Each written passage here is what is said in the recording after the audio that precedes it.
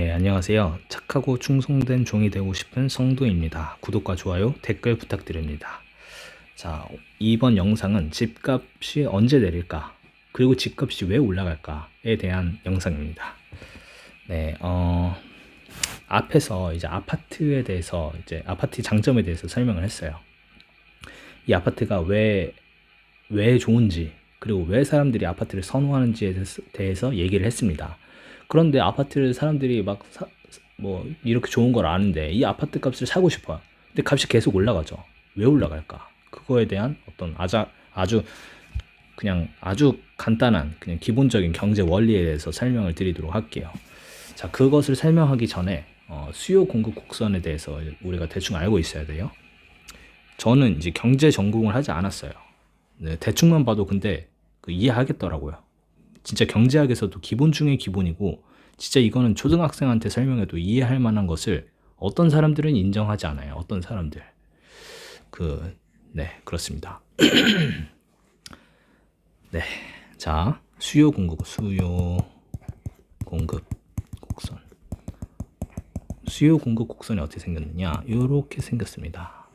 이게 가격이고요. 얘가 Q, 뭐 quantity 말고 quantity, 뭐 t's, 뭐 whatever. 자, 이것의 뭐 이렇게 곡선을 이렇게 이제 뭐 축을 그릴 수가 있어요. 수요 곡선은 어떻게 그리냐? 수요 곡선은 이렇게 그려요. 이렇게. 자, 설명을 빠르게 할게요. 가격이 높아지면 사람들 많이 사요? 가격이 높아져. 과자인데 안 사겠죠. 그 수요량이 여기 있다. 이 수요량은 굉장히 낮다. 그리고 가격이 예를 들어 싸져요. 가격이 엄청 싸져요. 예를 들어. 그러면 그거를 살려고 하는 사람들이 엄청 많아지겠죠. 바로 그것입니다. 이게 바로 수요 곡선이에요. 수요 곡선. 자, 이제 공급 곡선. 공급 곡선. 요거랑 비슷해요. 이거 어떻게 그리냐면 요렇게 그래요. 요렇게. 가격 여기 Q. 뭐 이거는 공급 양인 거예요.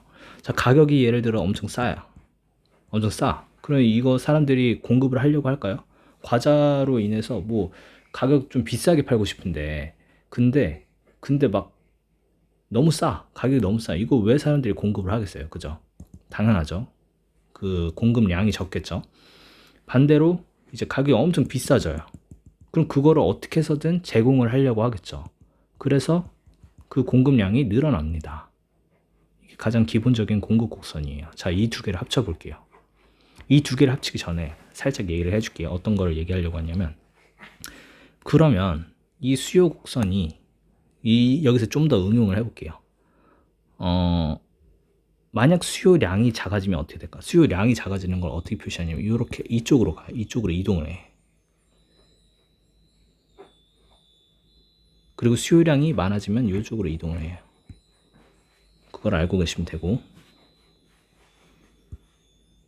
공급량이 많아진다. 이쪽으로 가. 공급량이 적어진다. 이쪽으로 갑니다. 그래서 이 수요 공급 곡선을 그리게 되면은 원래 아무튼 그 수요 공급 해가지고 딱 이 점에서 가격이 형성이 돼요. 가격. 뭐랄까, 적정 가격이라고 해야 할까? 이건 수요, 이건 공급. 자, 예를 들어서 가격이 막 너무나 너무 높아져요. 그러면 이제 수요는 뭔 소리야 이게? 가격이 막 높아져요. 높아지면 이쪽이죠. 그러면 수요량이 줄어들죠. 그죠? 그리고 가격이 높아지면 공급량이 막 늘죠, 당연히. 그러면 이게 서로 이제 막 이게 안 팔리는 게 생기는 거예요. 그럼 이제 결국 어떻게 되냐면 이 사람들이 안 팔리는 게 생기네? 그러면 줄여야겠다. 가격을 낮춰야겠다. 이런 생각을 해요.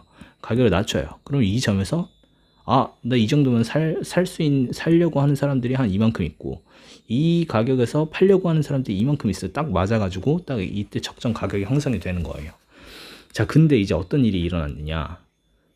자, 이제 이 가격이 막 엄청나게 치솟고 이 가격이 높아지는 거예요. 이 가격이 높아지기 위해서 어떤 일이 있어야 하느냐? 수요가 엄청나게 높아진다. 아까 전에 보면은 그래프 보면은 수요가 높아진다. 수요가 높아져. 수요. 높아질 수도 있죠. 그러면 가격이 올라가는 거예요. 근데 우리가 아파트에 대해서 생각을 해봅시다. 우리가 아파트 좋아하지 않았던 사람들이 있어요? 아파트를 누가 싫어해요? 아파트를, 그죠? 뭐 단독주택 뭐 이런 엄청난 고급 빌라 뭐 이런 거 짓는 거 아니면 아파트를 싫어하는 사람이 누가 있습니까? 옛날부터 좋아했어요. 이 수요가 사실 변한 건 아니에요. 근데 공급량이 바뀌었다. 공급량이 어떻게 바뀌었다? 이 공급량이 줄어들었다. 줄어들면 어떻게 돼요? 이 가격이 올라갑니다. 이게 바로 수요 공급을 통한 곡선을 통해서 이 지금 지금 현재 집값이 왜 올라간지 설명을 한 거예요. 자, 보면은 근데 이 정부는 공급이 충분했다. 공급이 충분하다. 이딴 헛소리를 했어요. 공급이 충분했어요. 어떤 공급이 충분했냐? 일반 주택, 무슨 빌라, 무슨 뭐 오피스텔, 막 이런 그 공급이 충분했어요. 그러면 값이 뭐가 떨어지겠어요? 일반 주택, 빌라, 오피스텔이 떨어지겠죠. 실제로 사람들이 선호하는 아파트, 우리가 지금 얘기하고 있는 이 아파트에 대해서 아파트 공급은 제대로 이루어지지 않았다. 좋은 아파트. 그럼 이 아파트를 아파트의 값을 낮추고 또 많은 사람들이 이 아파트를 좋아하고 이제 선호하는데 이 아파트의 값을 낮추는 방법이 뭐가 있느냐? 어떤 방법이 있겠어요? 공급을 많이 해주면 되겠죠. 공급을 많이 어떻게 준다? 많이 해주면 요렇게 된다. 그러면 자, 우리가 원하는 미래 요렇게 엄청나게 해줘가지고 이 가격을 떨어뜨리면 된다. 떨어뜨리면 됩니다. 근데 그러지 않았어요. 이거 왜 이런 현상이 발생했을까요? 그것은 바로 우리 정부가 어떤 걸 했냐면 정부가 이 아파트 짓는 이 건설사를 적폐 취급을 했어요. 그래서 야, 너희들 돈 많지 않냐? 너희들 돈 버는 거 많지 않냐? 너희들 100% 이익 나면 뭐 한 80% 줘, 우리한테. 집 줘. 그 값을 줘. 막 세금 엄청 떼고 막 별의별 규제를 다 했어요. 이렇게 떼가면 이제 어떻게 해요? 그러면 그 건설사 입장에서는 굳이 만들 이유가 없는 거예요. 왜 굳이 아파트를 만들어? 이렇게 다 떼가는데. 그래서 그거를 만들지 않았다. 그래서 이제 공급이 이제 떨어지기 시작했고, 그래서 이제 값이 올라갔다. 그리고 또 하나, 이거는 재건축 재개발하고도 관련이 있어요. 재건축 재개발. 자, 일반 아파트 수명이 어떻게 되는지 아세요? 보통 한 50년 봅니다. 다른 저쪽 유럽이나 그런 데는 아파트가 아니고 이상한 그런 주택 이런 거 지어가지고 한 100년 가고 이런 주택도 있긴 한데, 일반적으로 그냥 아파트를 봤을 때 한 50년 봅니다. 그러면 이게 뭔 뜻이냐면 50년 되면 이 아파트가 없어지는 거예요. 다시 말하면 우리가 매년 똑같은 양을 공급한다고 했을 때 50분의 1의 아파트가 계속 사라져.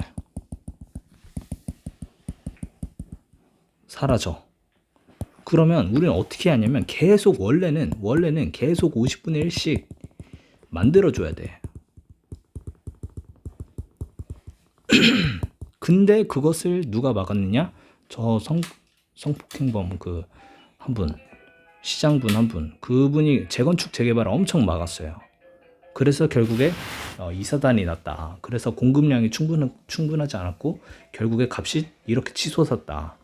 이제 다음 정부에서는 어떻게 하느냐? 이재명 후보든 윤석열 후보든 오세훈이 오세훈 시장이 이제 이 재건축 재개발을 이제 잘 해주겠다고 하고, 심지어 이재명 윤석열 후보도 이거를 해주려고 해요. 근데 조금 달라요. 뭔가 어떻게 다르냐? 그것에 대해서는 좀 나중에 대충 설명을 하자면, 우리가 진짜 원하는 이 아파트, 이 질 좋은 아파트를 공급을 해야 한다. 이재명이 되든 윤석열이 되든 그렇게 해야 합니다. 근데 만약 아파트를 대체하기 위해서 막 엄청 안 좋은 그런 빌라들을 막 지어준다. 그런 걸 허가한다. 그러면 그거는 아파트 값에 아무 도움이 안 됩니다.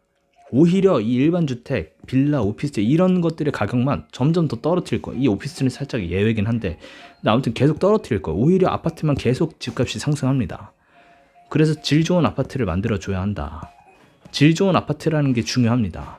우리가 또 여기서 막 건설사 다음 정권 들어서가지고 이제 건설사들이 막 무슨 뭐 야, 니네들 원가 낮춰라. 지금 아이파크 일어난 광주 아이파크 그 일이 어디서 나온 거냐면 다 여기서 이게 다 연결돼 있는 거야, 이게.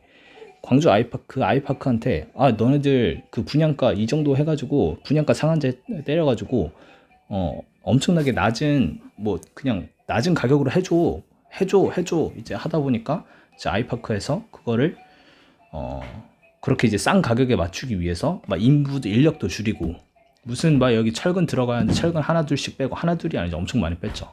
그럼 빼고 막 벽면 막 얇게 치고 이런 공사들을 막 계속 이제 겹치다 보면 부실 공사가 일어나는 거예요. 그럼 그렇게 되면 이제 그런 거 이제 뭐 이런 사고도 나고 다 이게 연결되어 있는 겁니다. 그래서 우리가 어떻게 해야 하느냐? 그냥 비싼 아파트 공급해줘야. 비싼 아파트 공급해줘야지. 자, 여기서 중요한 거. 너 또 이 적폐 나왔다. 또 이거. 너 완전 이 쓰레기 같은 놈 진짜. 막 이렇게 욕하면 안 돼요. 왜 욕하면 안 되냐? 이 비싼 아파트 공급해주면 누가 삽니까? 비싼 아파트 공급해주면 돈 많은 부자들이 가겠죠. 이거 딱 부자들 좋게 하려고 한다. 너 진짜 너 쓰레기 같은 놈이다. 그렇게 욕하면 안 돼요. 왜냐? 이 부자들이 결국 이 비싼 아파트 가서 저 부자 아닙니다. 이런 비싼 아파트 갈 수가 없어요. 꿈도 못 꿔요. 근데 아무튼 이 부자들이 비싼 아파트 가면 어떤 일이 생기느냐? 이 부자들은 어디 있었습니까? 부자들이 어디 딴 곳에 있다고 왔습니까? 자기들이 살고 있던 그 좋은 아파트들. 이거보단 좀 안 좋겠죠. 근데 이거보다 좀 안 좋은데 좋은 아파트들에서 이 비싼 아파트로 이사를 하겠죠. 그럼 이 아파트 어떻게 되는 거예요? 이 아파트 팔아야죠. 그럼 그 다음 부자. 이 살고 있던 이 사람이 이 집으로 이사를 오는 거예요. 이 집 사가지고. 그러면 또 이 다음 부자는 어떻게 합니까? 이 집을 내놓겠죠. 그럼 그 다음 부자가 와가지고 이 집에 들어가겠죠.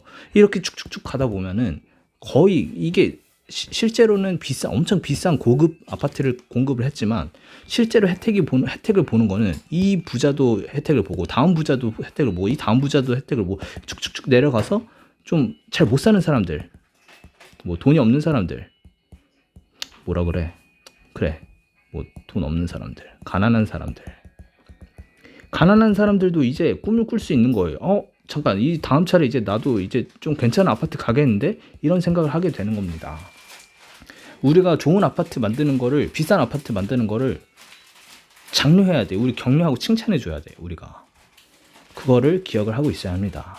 근데 이 정부가 하려는 거 무엇이었느냐? 야, 니네들 여기 있는 공급 뭐 아파트들만 만들어라. 뭐 이상한 아파트 뭐 빌라 뭐 이런 것들만 만들어라. 막 이제 막 별의별 이상한 일들을 하면 이게 다 왜곡이 되기 시작하는 거예요, 이제. 네, 그렇습니다. 그래서 비싼 아파트를 만들어 줘야 한다. 자, 생각을 해보세요. 이거 수요 공급 곡선에 다 나와 있는 거예요. 자, 이제 한강 뷰. 막 아파트들 막 엄청 이뻐요. 막 진짜 막 대단지로도 엄청나게 많아. 진짜 양쪽으로 막 그냥 막 쭉쭉 들어섰어요. 이런 아파트들이 엄청 만들어져요. 그럼 우리 아까 전에 봤죠? 수요 공급 곡선. 수요 공급이 엄청 많이 된다. 공급이 많이 된다. 이렇게 되죠. 공급이 많이 된다. 그럼 가격이 떨어지겠죠. 가격이 떨어질 수밖에 없어요. 아니 지금 이 부자들이 돈이 아무리 많아봐야 한 집밖에 못 살잖아요. 어디 뭐 냉장고 여기도 했다가 저 집에도 했다가 어떻게 그럴 수가 있겠습니까? 부자가 살 수 있는 그 아파트 그 집은 한 집밖에 없어요, 기본적으로.